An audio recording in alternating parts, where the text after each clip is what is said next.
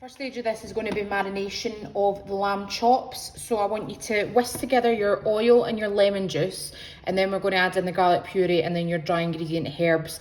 I'm going to whisk them all up in this little bowl and then pour them over the lamb chops, like on a flat surface or even like a flat casserole dish, for example.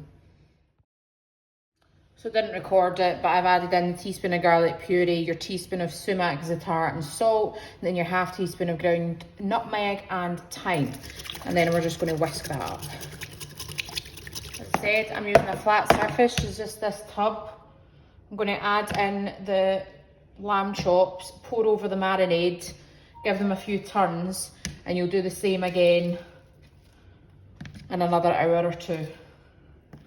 Now, if you're wanting to marinate it quickly, an hour or two at room temperature would be absolutely fine. Otherwise, you can stick it in the fridge for about 4 to 6 hours, would be perfect.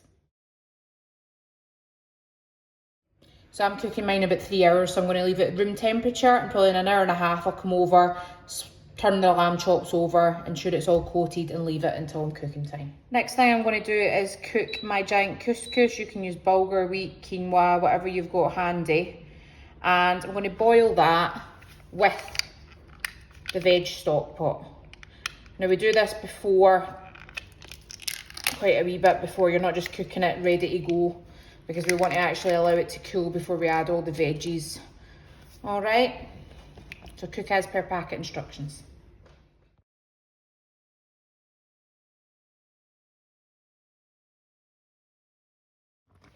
Alexa, stop timer.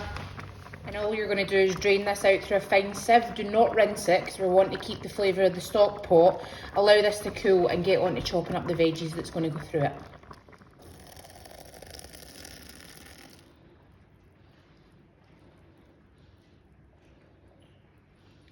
So I'm just going to start chopping up the veggies I've got. Now, I've listed the veggies that I'm using. I use different ones at different times depending on what I've got available in the fridge. So you can add olives, you can add radishes, that's quite a good one. Use different volumes depending on what veggies you like. So don't be restricted by what I've put in the list. Feel free to add in whatever you want, both for colour and just a wee bit extra texture. But just prep them all, chop them all up, and get them ready to mix through the couscous when it has cooled down.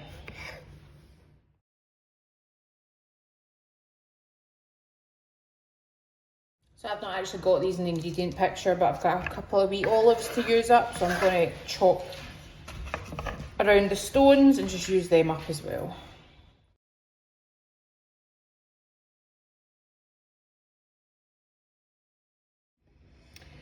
And then also your feta, I'm going to roughly chop this, but because we don't want it in absolute perfect little cubes, we'll crumble that into the couscous when we're putting it in as well. But chop it roughly just now, and then we will crumble in.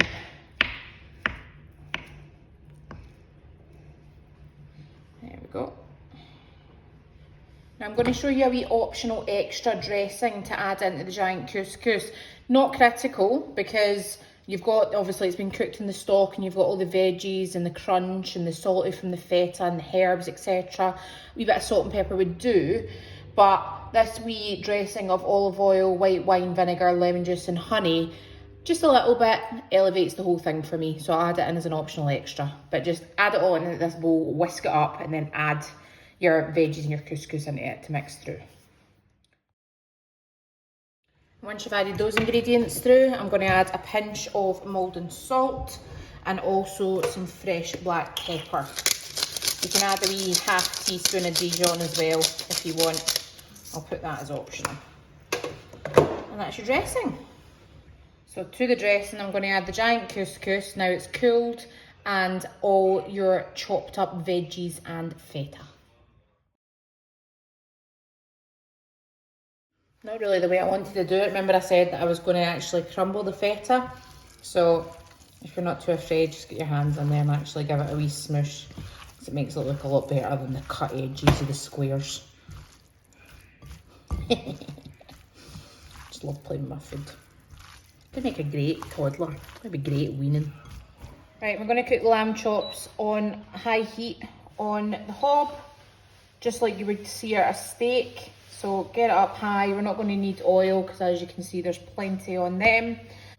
You can use a temperature checker, use your finger, whatever, but do not overcook all that. It'll still be tasty, but you want a wee bit of pinkness. So then you're going to want to wait until you can feel the heat kind of coming through, which is perfect.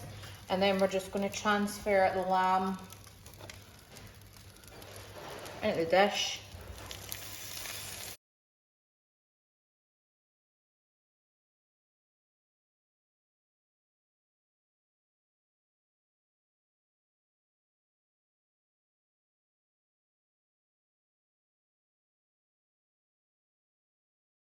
So I've taken that off the heat and just allow that to rest just for a wee minute. But looking good.